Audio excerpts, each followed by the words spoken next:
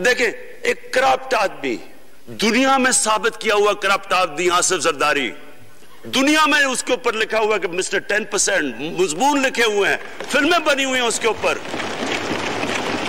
और उस मुल्क में लोग कहें जी एक जरदारी सब पे भारी, क्या कि वो रिश्वत देता है इसलिए सब पे भारी हो गया? क्या ये है हमारा मुल्क?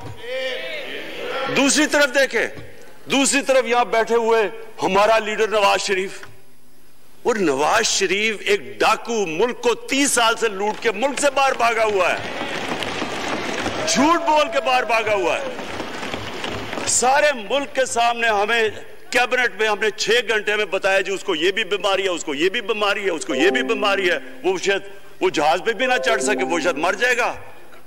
शीरीन के आंसू आ गए कैबिनेट में, और शीरीन के आंसू आने आसान काम नहीं है स्पीकर साहब।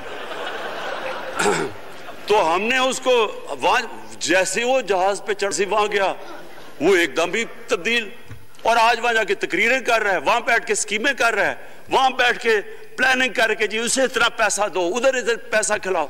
सारी इनकी एक कोशिश है, जब से हम 2.5 साल से हुकूमत आई है, ये सारे बड़े बड़े डाकू इकट्ठे होके ये समझ रहे हैं कि इमरान खान को कुर्सी का इतना शौक है कि इसके ऊपर इतना प्रेशर डालो कि ये जी हमें जिस तरह जनरल मुशर्रफ ने एनआरओ दिया था ये भी दे देगा।